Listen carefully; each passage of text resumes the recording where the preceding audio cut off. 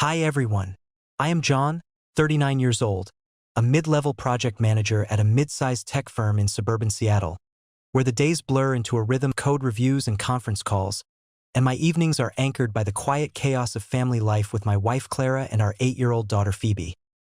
We've been married for 13 years now, a span that once felt like an unbreakable thread but lately unravels in the smallest tugs. That Tuesday morning in early autumn, as the first gray light of dawn seeped through the half-drawn blinds of our kitchen window. Blinds that Clara had insisted on buying last spring because they filtered the world just right.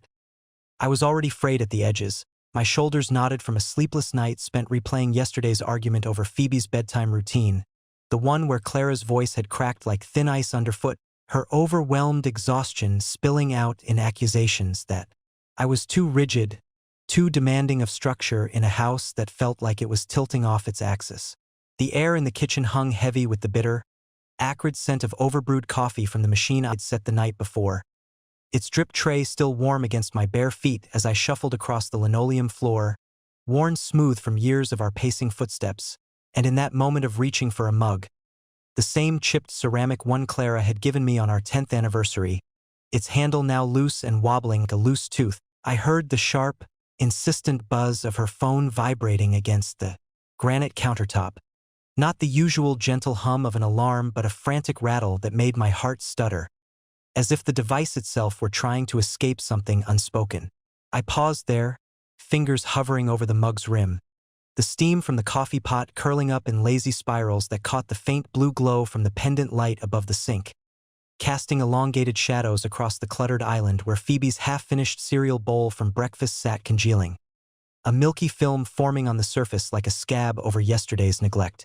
Clara was upstairs still, her footsteps absent from the usual creak of the third stair that always betrayed her hurried descents, and in that suspended silence, broken only by the distant hum of the refrigerator and the soft patter of rain beginning to speckle the window pane, I felt the first prick of unease, a subtle tightening in my chest that I attributed to the stress of the week ahead, the looming deadline at work, the stack of unpaid bills tucked into the drawer beneath the junk mail, the way Phoebe had clung to my leg last night, her small fingers twisting the hem of my shirt as she whispered that Mommy had been sad-talking on the phone again.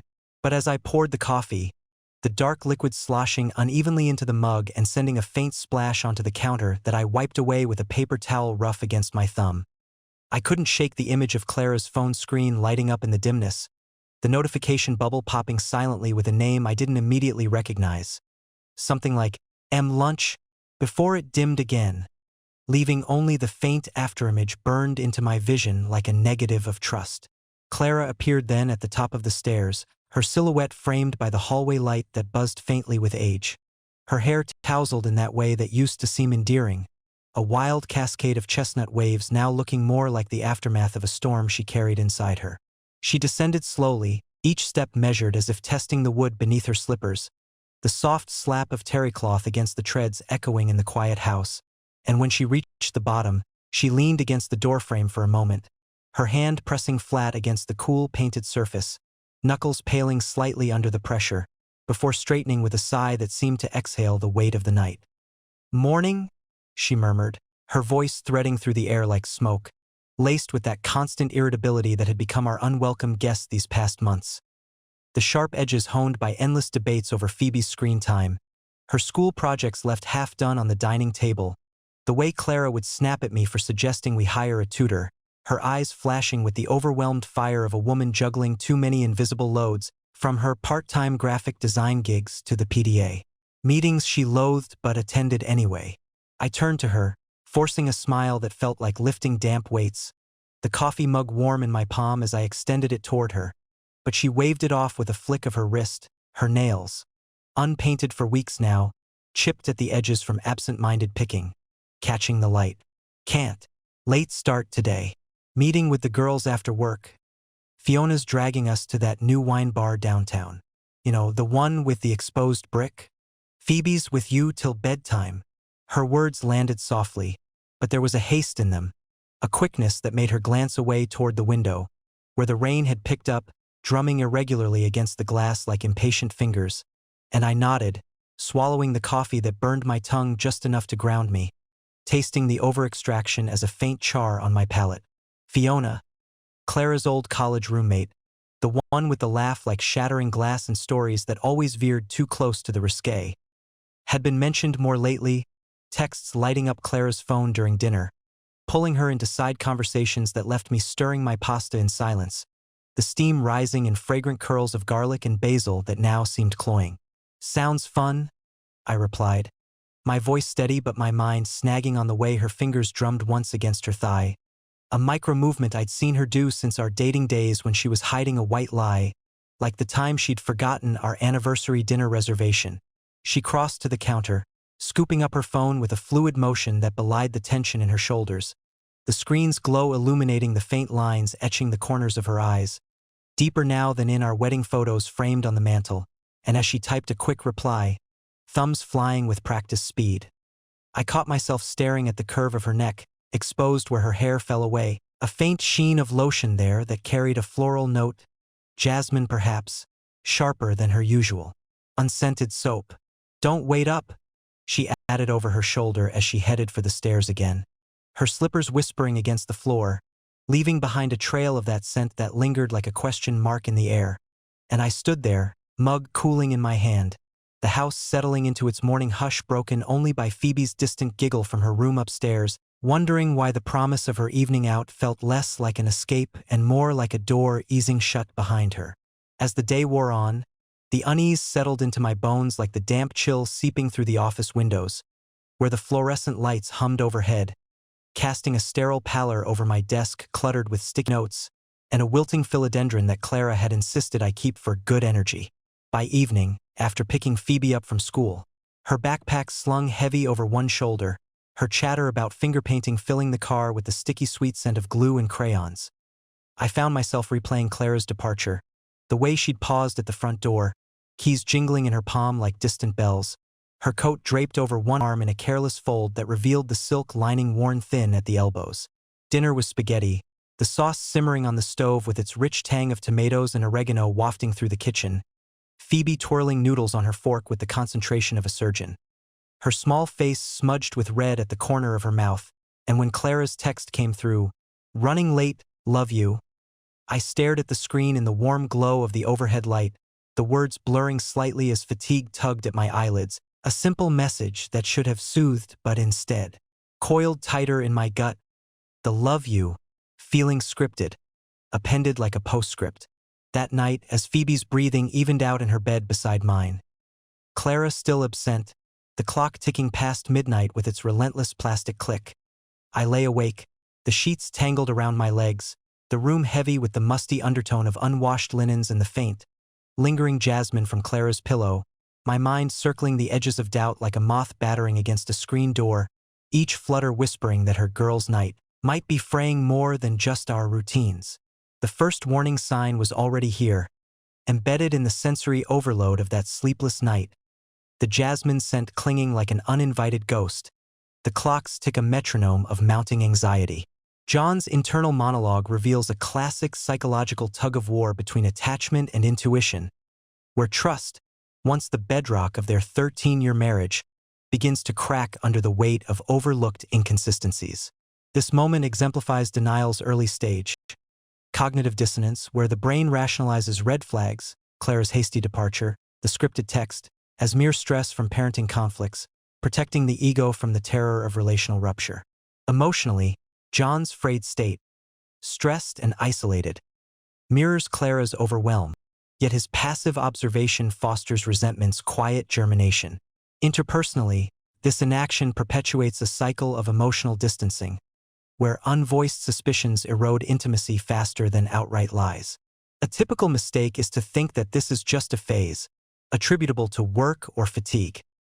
In reality, it's the psyche's alarm bell for deeper betrayals, urging confrontation to salvage authenticity. Without intervention, such denial cascades into profound loss, but it also plants seeds for growth. John's moth-like circling hints at an emerging self-awareness, a precursor to reclaiming agency from victimhood. The following days blurred into a haze of half-formed suspicions, each one as insubstantial as the fog that rolled in off Puget Sound each morning. cloaking the neighborhood in a damp veil that muffled the distant rumble of commuter trains and left droplets beating on the windshield of my car like unshed tears. At work, I found myself drifting during meetings, the conference room's air conditioner humming a low, monotonous dirge that drowned out my colleagues' drone about quarterly projections, my gaze fixed instead on the rain-streaked window where the evergreens stood sentinel, their needles glistening under the diffused light, while my thoughts snagged on Clara's recent habits. The way she'd taken to charging her phone face down on the nightstand, its screen a blank slate even as it vibrated, sporadically through the wood, sending faint tremors that I felt more than heard in the quiet of our bedroom. That irritability of hers, once a passing storm cloud, had thickened into a constant overcast. Her responses to my questions about Phoebe's upcoming parent-teacher conference clipped and evasive, delivered with a tight smile that didn't reach her eyes, those hazel depths now shadowed by faint smudges of fatigue that no amount of concealer could fully mask, and I'd catch her pausing mid-sentence during breakfast, her fork hovering over her yogurt parfait, the spoon's silver glint catching the morning sun slanting through the east window, as if some internal signal had interrupted her train of thought. Phoebe, bless her unfiltered heart, became the unwitting harbinger of inconsistencies that evening as we sat cross-legged on the living room rug, the threadbare wool scratching lightly against my knees through my jeans, surrounded by the scattered pieces of a jigsaw puzzle depicting a serene mountain lake, its blues and greens a mocking contrast to the turmoil churning in my chest. The room smelled of microwave popcorn we'd made earlier, the buttery kernels now cooling in a bowl on the coffee table, their salty warmth mingling with the faint, earthy scent of the puzzle box's cardboard interior. And as Phoebe fitted a jagged edge piece into place with a triumphant click, her small brow furrowing in concentration, she glanced up at me with those wide, curious eyes that mirrored Clara's so perfectly it ached. "Daddy, why does Mommy say she's at Fiona's house when she's really at the park with the man who has the funny hat?" Her words tumbled out innocently, accompanied by a tilt of her head that sent her ponytail swinging like a pendulum, and the puzzle piece slipped from my fingers, clattering softly onto the rug where it lay askew, refusing to connect, much like the fragments of truth she had just upended. I froze, my hand still outstretched toward the fallen piece, the air in the room suddenly thicker, charged with the electric hum of the lamp on the side table, its bulb casting a warm amber pool over us that now felt suffocating, the shadows pooling deeper in the corners where the couch sagged under invisible weight. "What do you mean, sweetie?" I managed, my voice a careful modulation, low and even, though my pulse thrummed visibly in the vein at my temple. A rhythmic tattoo I could almost hear over the soft crackle of the fireplace insert we'd lit earlier, its gas flames licking blue at artificial logs that offered no real heat.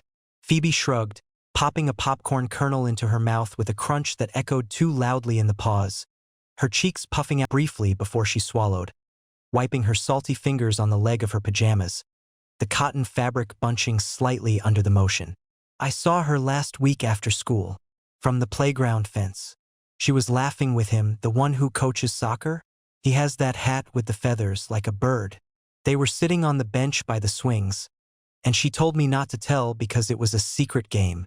Her imitation of Clara's voice was spot on, a lilting whisper that twisted the knife a fraction deeper, and she returned to the puzzle without another thought, humming a tuneless melody under her breath, oblivious to the way my world tilted on its axis, the room's familiar contours, the framed family photo on the wall, its glass reflecting the firelight in fractured gleams, the remote control wedged between cushions, its buttons worn smooth from countless evenings, now appearing alien as if viewed through warped glass.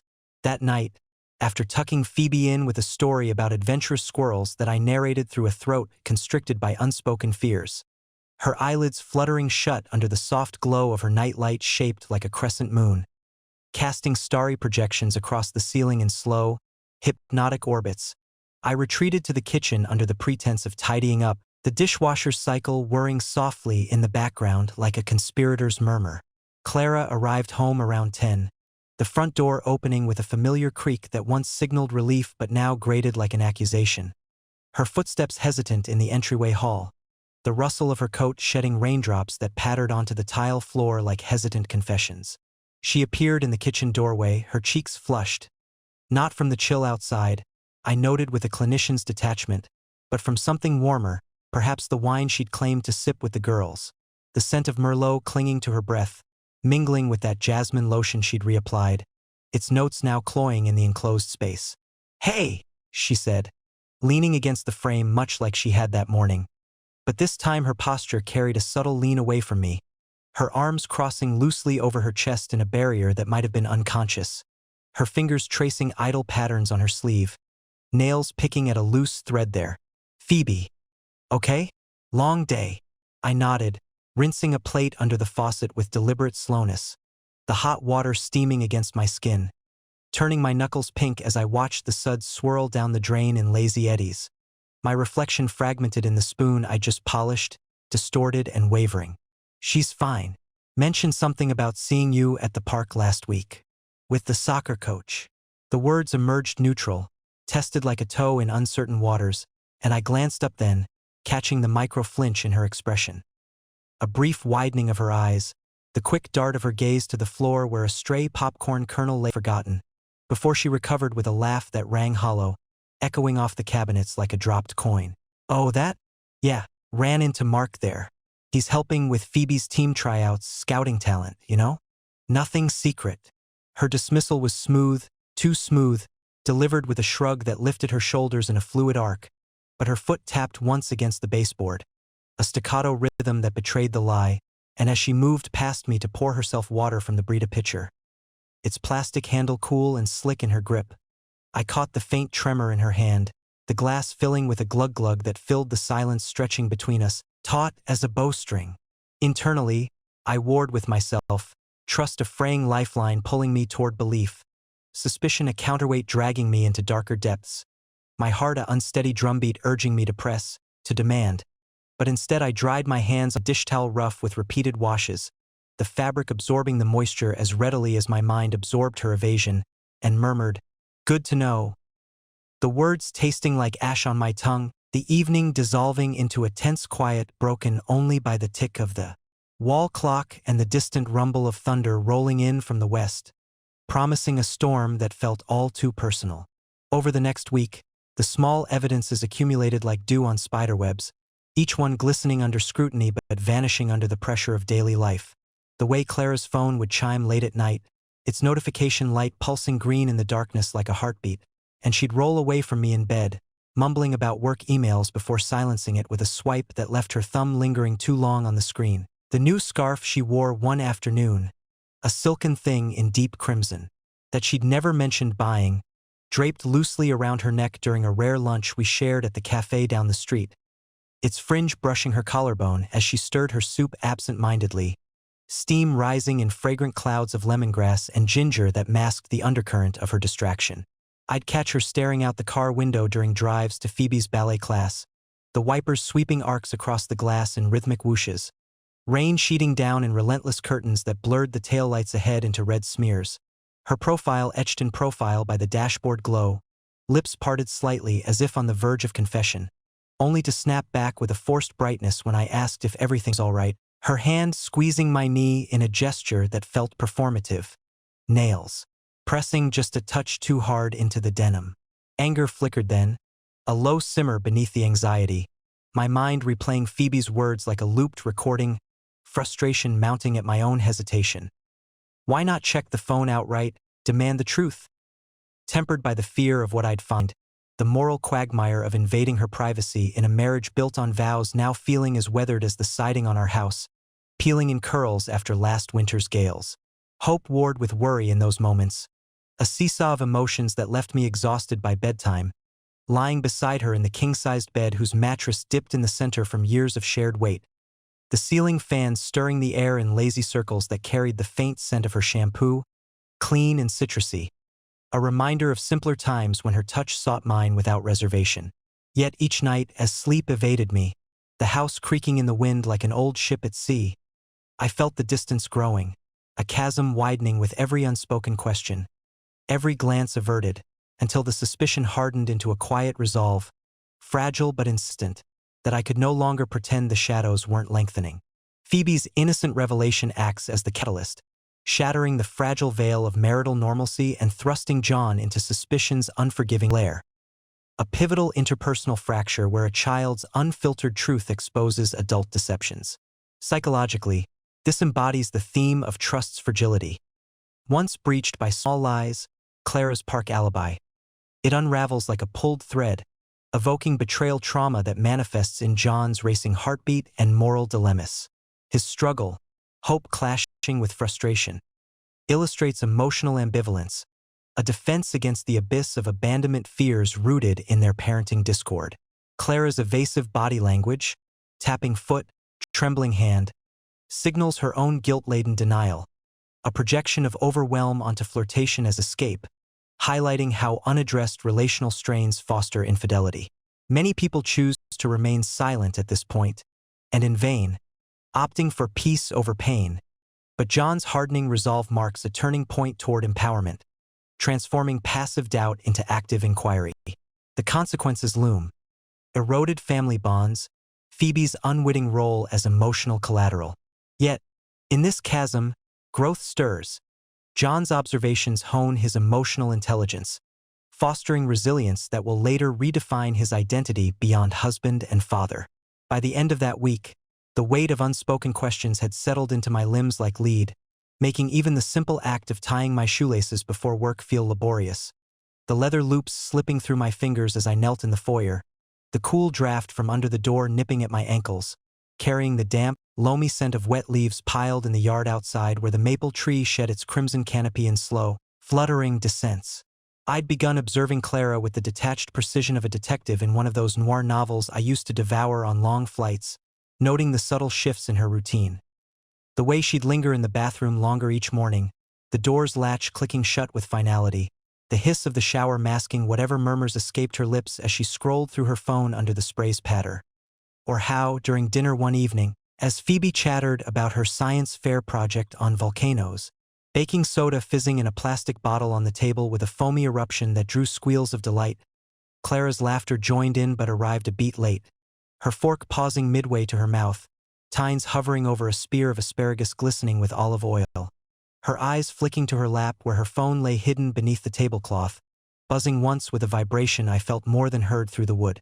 That night, after Phoebe was asleep, her room a cocoon of stuffed animals and glow-in-the-dark stars that faintly illuminated the posters of unicorns taped crookedly to the walls. I waited until Clara was in the shower, the steam seeping under the door in wispy tendrils that fogged the hallway mirror, before slipping into our bedroom, my socked feet silent on the hardwood planks worn smooth by years of traffic, the air cooler here away from the bathroom's humid exhale. The nightstand drawer slid open with a whisper of wood on wood, its contents a jumble of lip balms, stray earrings, and the remote for the underbed lights we'd installed last year but rarely used, their soft blue glow now unnecessary in the tension that lit the room from within. Her phone lay charging on the surface, cords snaking across the grain like a vein, the screen dark but alive with potential, and my hand hovered there, palm upturned, the faint hum of the bathroom fan underscoring the pounding of my heart, each beat a thunderclap in my ears that drowned out the distant call of a night bird from the backyard. Doubt clawed at me. This was a violation, a breach of the trust we'd sworn to uphold, the same trust that had seen us through Phoebe's colicky infancy, the financial strains of my job layoff 5 years back. But curiosity, laced with the bitter tang of fear, propelled my fingers forward, thumb pressing the power button with a click that seemed deafening in the hush. The screen bloomed to life, its brightness harsh against the dimness, casting my face in ethereal pallor as I navigated to the messages. The swipe of my thumb leaving a smudged print on the glass that I wiped away hastily with my shirt cuff, the cotton absorbing the faint residue of her morning lotion. The thread with Mark uncoiled before me like a serpent, innocuous at first. Logistics about soccer schedules, emojis of soccer balls and thumbs up that danced across the chat in cheerful arrays. But then the tone shifted, mid-conversation from 3 days prior, his words laced with an intimacy that turned my stomach. Missed you at the park today. That laugh of yours gets me every time. Coffee tomorrow? Our spot. Her reply followed, swift and teasing. Can't wait. Clara's got designs on you. The words blurred as a wave of nausea crested, hot and acrid rising in my throat, the room tilting slightly as I gripped the edge of the nightstand, the wood cool and unyielding under my knuckles, splintering faintly under the pressure. I scrolled further, heart sinking with each revelation. A photo he'd sent of his view from the office. A blurred skyline that I recognized as the waterfront cafe we'd frequented early in our marriage, now tainted. Her response, a heart emoji paired with thinking of last Tuesday. The day she'd claimed overtime at her design freelance, coming home with flushed cheeks and a story about a stubborn client that unraveled under my gentle probing. A red herring flickered then, a message from Fiona buried in the thread. "Girl, you okay? Mark's asking about you. Play it cool." Innocent enough on the surface, a friend's nudge, but it only deepened the knot, suggesting complicity or coincidence. My mind spinning scenarios where Fiona was the alibi. Her boisterous calls to Clara a cover for these stolen afternoons. I closed the app with trembling fingers, the phone's weight suddenly immense as I replaced it exactly as found. The cord's coil undisturbed, but the drawer stuck slightly on recluse, a minor snag that mirrored the irreparable tear in my perception of us. Emerging from the bedroom, I paced the hallway, the floorboards groaning under my steps like protesting witnesses, the air thick with the steam now dissipating, leaving behind a clammy chill that raised gooseflesh on my arms. When Clara emerged, towel turbaned around her wet hair, droplets tracing lazy paths down her collarbone into the V of her robe. Its terry loops softened from countless washes. She tilted her head at me, sensing the shift, her brow creasing in that familiar furrow of concern mixed with defensiveness. "Everything all right? You look like you've seen a ghost." Her voice was soft, probing, but her arms crossed again, a reflexive guard, and she moved to the dresser, pulling out a sleep shirt with deliberate folds, the fabric whispering against the wood. I hesitated, the confrontation bubbling like Phoebe's volcano, words forming and dissolving on my tongue. "Who is Mark? Really?" But instead, I swallowed them down, the taste metallic, and forced a nod, murmuring, "Just work stress. Long day tomorrow." She accepted it with a relieved exhale, her shoulders dropping a fraction as she slipped into bed, the mattress dipping under her weight. But as I joined her minutes later, the sheets cool against my overheated skin, the space between us yawned wider, filled with the ghost of those messages, their digital ink indelible.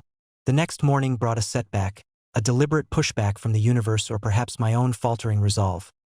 As I dressed for a rare Saturday meeting, the alarm on my phone jangling with discordant chimes that pulled me from a fitful sleep haunted by fragmented dreams of shadowed benches and feather-trimmed hats. Clara stirred beside me, her hand reaching out in sleep to brush my arm, a touch so tender and habitual that it cracked the armor of my anger, leaving me adrift in a sea of what-ifs. What if it was just flirtation? A balm for her overwhelm, nothing physical, a midlife spark that could be quenched with counseling, date nights, the therapy we discussed but never booked? The doubt lingered through the drive to the office, the wipers batting away the persistent drizzle that turned the roads into slick mirrors reflecting the overcast sky. My knuckles white on the steering wheel's leather grip, worn thin at the 12 o'clock position from years of commutes. But by afternoon, resolve hardened again when Phoebe, during a park outing I'd planned to clear my head, the swings creaking under her weight as she pumped her legs, the air crisp with the scent of damp bark mulch and distant wood smoke, casually mentioned, "Mommy's secret game friend has a red car, Daddy. Like the one that parks down the street sometimes." The words landed like a stone in still water, ripples spreading outward, and I scanned the lot instinctively, spotting a crimson sedan idling at the curb, its engines low vibrating through the chain-link fence, the driver's silhouette obscured by tinted glass but unmistakable in its casual slouch. No confrontation then, not yet, but the evidence mounted, a scaffold of clues demanding I climb higher, each step precarious, the ground below a chasm of shattered vows, my breath coming shorter now, laced with the sharp tang of determination amid the fear. John's clandestine phone check represents the perilous pivot from suspicion to evidence gathering, a psychological descent into the detective phase of betrayal discovery, where curiosity overrides ethics in a bid for truth. This event underscores denial's collapse. The message's intimacy, "Missed you at the park," delivers a visceral gut punch, triggering acute grief akin to mourning a death, the death of the marriage's illusion. Emotionally, John's nausea and trembling hands evoke fight-or-flight arousal, his moral quandary, privacy invasion, amplifying self-doubt. Am I the villain now? Interpersonally, The red herring of Fiona's message complicates trust further, illustrating gaslighting's subtle prelude, where accomplices blur lines of culpability. Betrayal's consequences ripple outward. Phoebe's second clue intensifies John's protective instincts, heightening parental guilt. A typical mistake is to hoard proof in isolation, mistaking knowledge for control. Instead, this scaffold builds not just a case, but John's scaffold of self, each clue a brick in reclaiming narrative agency. Here, personal growth ignites. From reactive stress to proactive resolve, forging boundaries that honor his worth amid the chasm's terror. The confrontation brewed through the weekend like a storm front advancing from the Olympics, the sky over Seattle darkening incrementally from bruised gray to inky black, thunderheads piling high with the promise of release, while inside our home the tension crackled unspoken, manifesting in Clara's evasive glances during Sunday brunch. The clink of silverware against porcelain plates echoing too sharply in the dining room, where sunlight filtered through lace curtains in dappled patterns that danced across the oak table, illuminating the breadcrumbs scattered from Phoebe's toast like tiny accusations. I'd spent Saturday evening fabricating normalcy, suggesting a family movie night in the basement theater we jury-rigged from an old projector and thrift store bean bags. The air down there thick with the buttery residue of earlier popcorn, and the faint must have exposed joists overhead. But as the film's credits rolled, an animated tale of lost puppies that had Phoebe giggling into her pillow, her small body curled against mine. Clara sat apart on the edge of the couch, her knee bouncing in subtle rhythm, phone clutched in her lap like a talisman, its screen lighting her face intermittently with azure flashes that betrayed incoming messages she dismissed with hurried swipes, her thumbnail catching the edge of the case with a faint click. That night, as rain began to lash the windows in furious sheets, the gutters overflowing with a guttural roar that drowned the neighborhood's hush, I lay rigid beside her, the bed a battlefield of unspoken salvos, my mind replaying the phone's revelations in vivid loops, anger coiling tight in my chest like a spring wound too far, compressing until it threatened to snap. Monday evening shattered the fragile stasis. I'd left work early, citing a migraine to my boss, the office's recycled air tasting stale on my tongue as I signed out, the fluorescent buzz fading behind me like a receding headache, and arrived home to an empty house, Phoebe at after-school art club, Clara ostensibly at a design client meeting across town. But the crimson car parked curbside 2 doors down, its wipers batting lazily at the drizzle, confirmed the lie before I even turned the key in the lock. The front door swung inward with its usual groan, the entryway dim and cool, mail scattered on the console table like fallen leaves, bills in crisp envelopes, a flyer for the neighborhood book club curling at the edges from humidity, and I moved through the house like a specter, shedding my coat on the banister's newel post, its wool fibers damp and heavy, releasing a faint whiff of urban exhaust. Upstairs, the bedroom door stood ajar, a sliver of light spilling from within, and as I approached, the murmur of voices filtered through. Clara's low, melodic lilt intertwined with a man's baritone, laced with that easy familiarity that twisted the knife anew. The air from the room carrying the mingled scents of her jasmine and something earthier, cologne perhaps, sandalwood undercut with citrus, masculine and intrusive. I pushed the door open slowly, hinges whispering a warning, the scene unfolding in cinematic slow motion. Clara perched on the edge of the bed, her back to me, skirt hiked slightly as she leaned forward. Mark, the soccer coach, feather-trimmed hat discarded on the dresser like a discarded prop, kneeling before her, his hands on her knees in a gesture too intimate for counsel, his face upturned in rapt attention, stubble shadowing his jaw in the late afternoon light slanting through the blinds, casting barred shadows across the duvet's rumpled folds.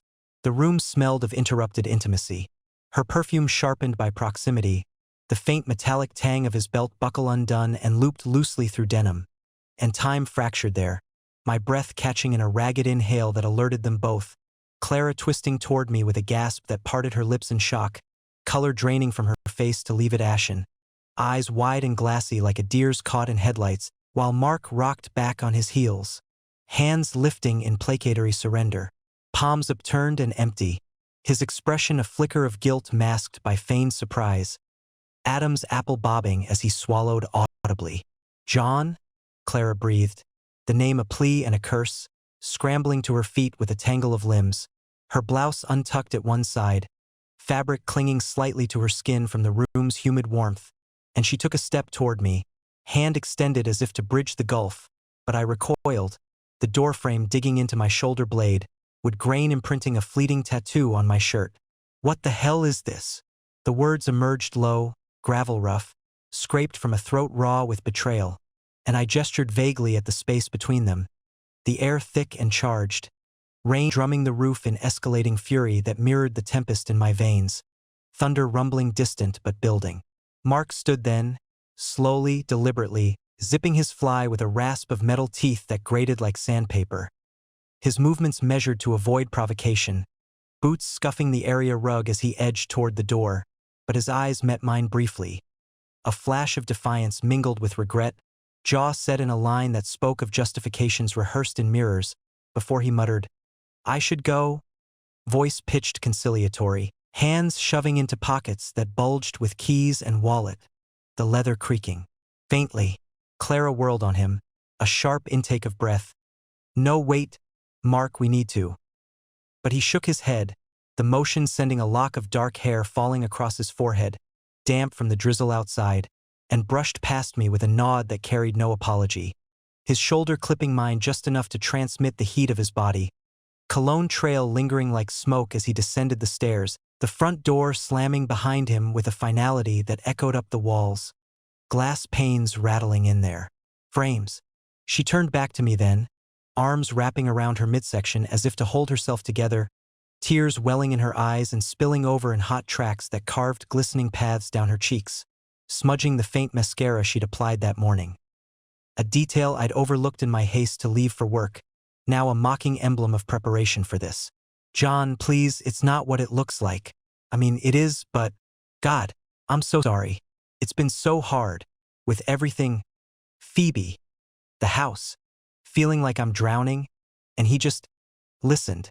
Her voice cracked on the last word, a sob hitching in her chest, and she took another step, hands fluttering like wounded birds, reaching for my arm but falling short when I flinched away, the space between us a void humming with the white noise of the storm outside, lightning forking the sky in a brief, searing illumination that threw her features into stark relief. The tremble of her lower lip, the quiver in her chin, the way her fingers twisted the hem of her blouse, knuckles blanching. White. Anger surged then, hot and unbidden, propelling me forward until we were inches apart, close enough to feel the warmth radiating from her skin, to see the pulse fluttering erratically at her throat. But I held myself in check, fists clenching at my sides, nails biting crescents into palms slick with sweat. "Listened? That's your excuse? 13 years Clara vows a child, a life, and you throw it away for what? A laugh on a park bench? Coffee in our spot?" My voice rose on the last, cracking like the thunder that followed, shaking the window panes, and she flinched as if struck, tears flowing freer now, her body folding inward, shoulders hunching in a defensive curl that only fueled the rage boiling beneath my composure, a precarious dam threatening to breach. She sank onto the bed then, the springs sighing under her weight, hands covering her face in a gesture of defeat, muffled sobs escaping through splayed fingers, the sound raw and animal, piercing the armor I'd hastily donned.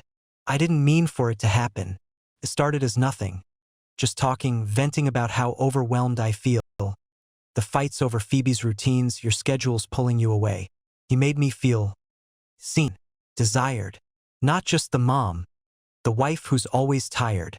Her words tumbled out in a rush, laced with self-recrimination but undercut by a defensiveness that stung, gaslighting subtle hook reeling me toward doubt even as fury roared. Was this my fault, my rigidity the catalyst?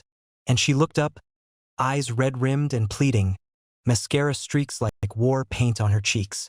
"Please, John, we can fix this. Counseling, time apart if you need. I love you. This was a mistake." The pause that followed stretched taut, broken only by the rain's relentless tattoo and my ragged breathing, chest heaving as I paced to the window, pressing my forehead against the cool glass, condensation beating on my skin like emerging truths, the neighborhood blurred into impressionistic smears of light and shadow. Internally, the swing was violent, rage cresting into a tidal wave that wanted to drown her in accusations, shock numbing the edges to leave me adrift, disappointment a leaden weight settling in my gut like swallowed stones. But beneath it all, a quiet resolve emerged, the realization that her pleas, however genuine, couldn't mend the fracture. I could control only my response, not her choices, and in that clarity, composure returned, brittle but intact.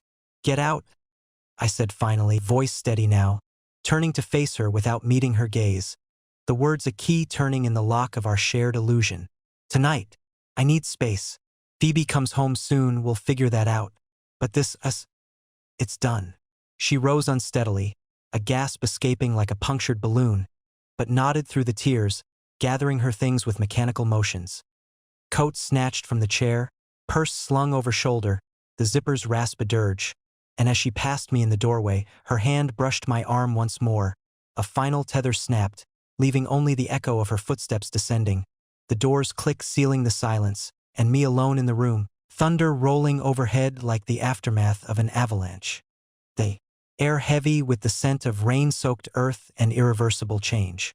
The bedroom confrontation crystallizes betrayal's raw apex, a cinematic eruption where suppressed fury meets unvarnished truth, exposing the interpersonal devastation of infidelity. John's composure amid rage exemplifies emotional regulation's triumph over impulse, psychological mastery born from accumulated pain, while Clara's tearful excuses, "He made me feel seen," reveal her denial's desperation, a fair as symptom of unmet needs, yet a profound abdication of vows. Themes of trust's annihilation dominate.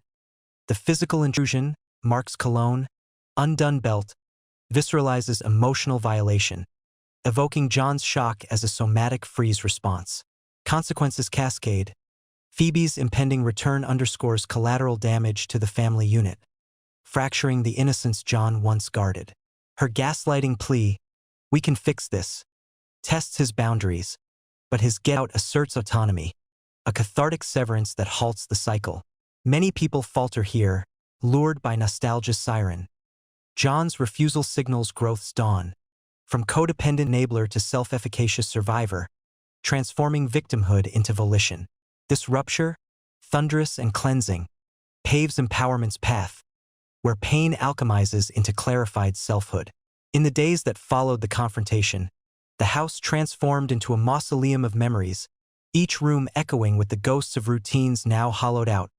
The kitchen's granite counters cold under my palms as I prepared solitary breakfasts.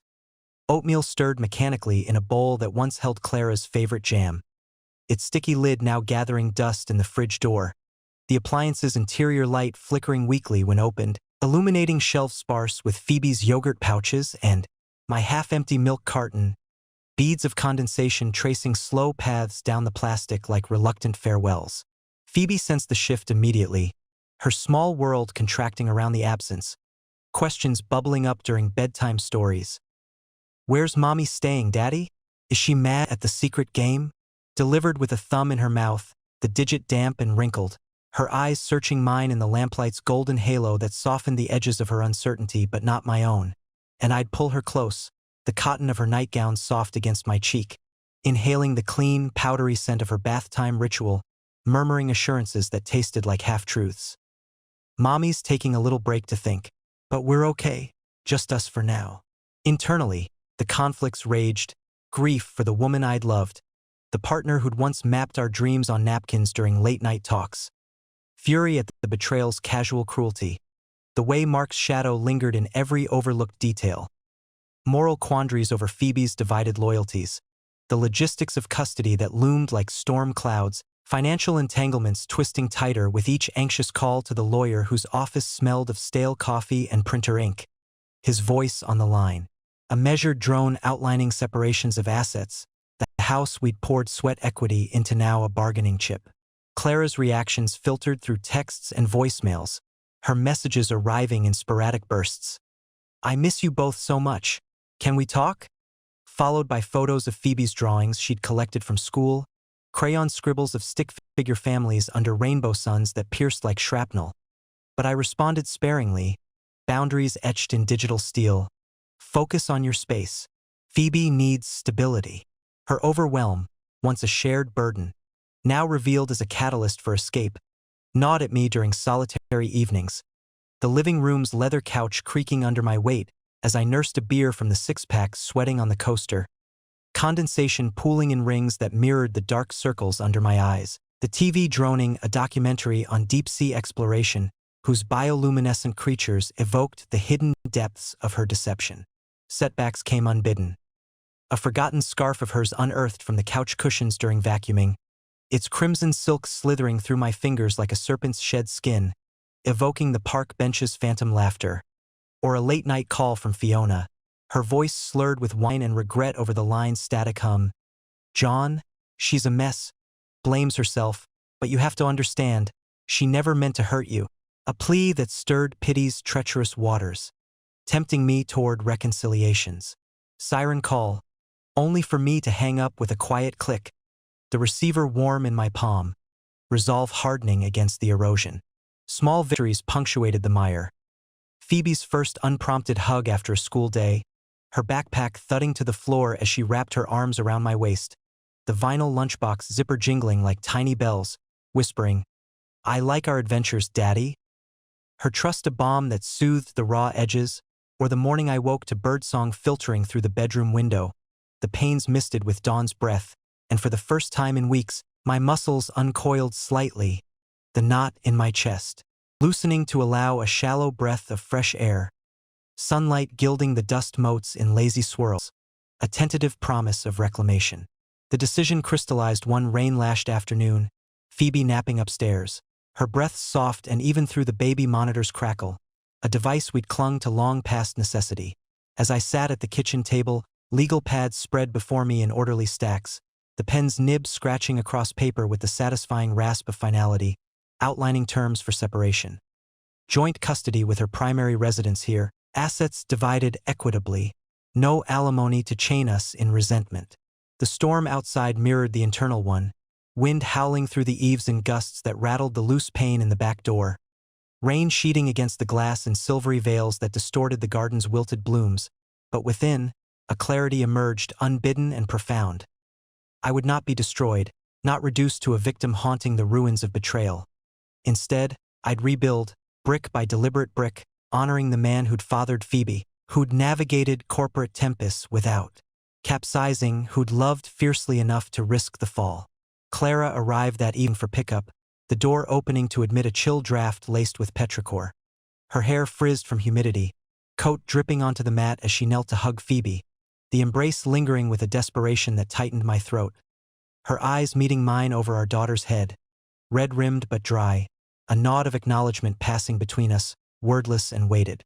"Take care of her," I said softly, handing over the overnight bag packed with stuffed animals and clean clothes, the strap's nylon webbing rough against my palm, and she whispered, "I will. Thank you, John."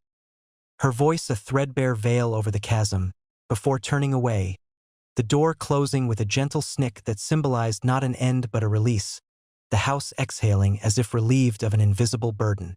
That night, alone with a cup of chamomile tea steaming on the counter, its herbal steam curling upward in fragrant wisps that eased the tension in my temples.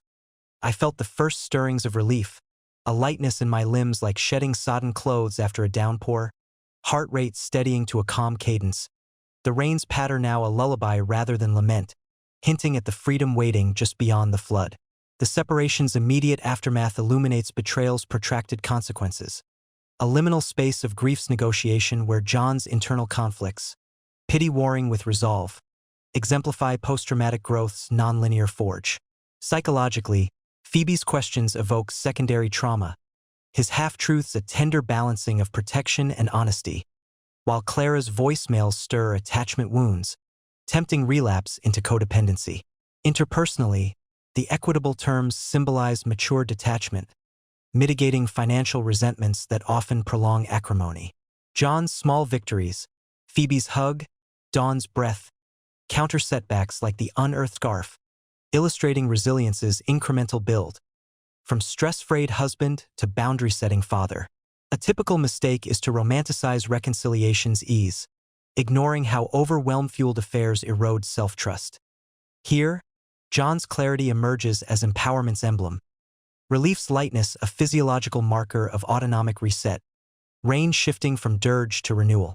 This phase teaches that freedom blooms in absence, not vengeance, nurturing emotional sovereignty amid loss's echoes. Months slipped by in the aftermath, the calendar's pages turning with a whisper of renewal, autumn's gales giving way to winter's crisp mantle, and then spring's tentative greens unfurling in the backyard, where Phoebe and I planted tulip bulbs one Saturday.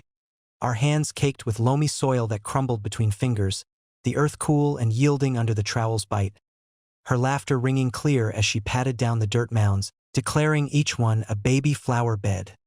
The air alive with the scent of upturned sod and distant barbecue smoke from neighbors' yards, a tapestry of ordinary joys I'd rediscovered in the solitude. The divorce finalized quietly in a courthouse downtown, its marble halls echoing with footsteps and muffled conversations. The judge's gavel a soft rap that sealed the documents without fanfare. Equitable split of the house sold to fund her apartment and my modest down payment on a townhome nearer the office. Custody shared in seamless weeks that allowed Phoebe's world to stabilize, her drawings evolving from fractured families to vibrant scenes of trios adventuring under perpetual suns. Clara and I navigated the new normal with civil distance, drop-offs at the park where swings creaked under Phoebe's weight and the air hummed with children's shouts, our exchanges brief but devoid of venom. "She's been asking for that book about stars," she'd say, handing over a backpack bulging with laundry, her hair now cropped shorter in a practical bob that framed her face without artifice, eyes meeting mine with a guarded neutrality that spoke of her own reckonings. Therapy sessions she'd mentioned in passing yielding a subdued overwhelm, less a storm and more a steady rain she was learning to navigate. My life, once moored to the rhythms of coupledom, expanded into uncharted waters, mornings beginning with jogs along the waterfront trail where the sound's salt-tinged breeze whipped my face, waves lapping gray pebbles with a rhythmic hush that synced to my footfalls, endorphins flushing out the residual ache, evenings filled with pursuits reclaimed, guitar lessons in a community center's stuffy room, strings vibrating under calloused fingertips strum forgotten chords of folk tunes that evoked road trips from our early days, the instructor's nod of approval a quiet validation. Dinners with old friends like Tyler, whose boisterous tales over craft beers at the local pub, foam clinging to pint glass rims, the hoppy bitterness cutting through fried pickle spears, reminded me of laughter's uncomplicated buoyancy. Phoebe thrived in the bifurcated but balanced structure, her confidence blooming like the tulips that pierced the soil come April, petals unfurling in defiant pinks and yellows against the fence, and in her unscarred resilience, I found mirrors of my own growth. The man who'd once stressed over deadlines and domestic discord now prioritizing presence, boundaries drawn not in anger but in self-preservation, a quiet empowerment that manifested in small acts. The journal on my nightstand, pages, filled with reflections scrawled in looping script under the brass lamp's steady beam, ink drying in the hush of midnight. The first tentative date months later, coffee with a colleague named Elena, her easy smile over lattes frothing with cinnamon. No rush to fill silences, just the warmth of possibility without the weight of history. Reflecting now on quiet evenings as the sun dips behind the hills, painting the sky in strokes of amber and violet that filter through my new home's bay window. The space sparse but mine, bookshelves half-populated with volumes on mindfulness and solo travel, a single framed photo of Phoebe mid-laugh on the mantel. I see the betrayal not as a terminus but a fulcrum, the pivot that forced confrontation with complacencies I'd harbored. The rigidity in parenting that masked my fear of chaos. The unexamined stresses that eroded our intimacy long before Mark's shadow fell. Lessons etched in the scar tissue, trust as a renewable choice, not a given. Vulnerabilities risk-balanced by self-worth as anchor. The illusion of control yielding to acceptance's grace, have forged a wiser core, one that views love not as possession but partnership, freely given and fiercely guarded. There's no lingering bitterness, only a tempered wisdom, the faint echo of pain transmuted into strength, like iron forged in fire. Slight hope glimmers too, in Phoebe's dreams shared over hot cocoa steaming in mugs painted with her clumsy handprints, in the horizon's endless curve beckoning new paths. Freedom, it turns out, tastes of morning light spilling across bare floors, the simple joy of breath unburdened, and in that calm expanse, I stand taller, ready not for revenge or regret, but for whatever dawn brings next. A life reclaimed, whole in its quiet sovereignty. Across this narrative arc, betrayal emerges not as isolated rupture but systemic unraveling. Trust's erosion from subtle irritabilities to seismic confrontation, yielding profound personal alchemy. John's journey from denial's moth flutters to empowered horizons embodies psychological resilience. Initial dissonance gives way to evidence-driven agency.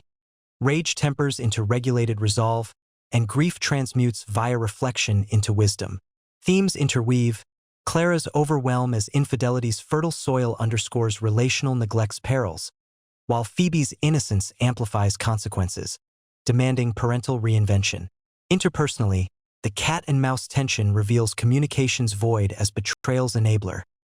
John's growth lies in filling it with self-dialogue, emerging whole. Ultimately, this tale affirms catharsis through boundaries. No vengeful denouement, but quiet sovereignty. Lessons in vulnerability's recalibration, where pain's harvest is clarified love, unburdened by illusion. Readers glean empowerment's truth. Betrayal destroys illusions, not essences, birthing freer selves from the flood's receding tide.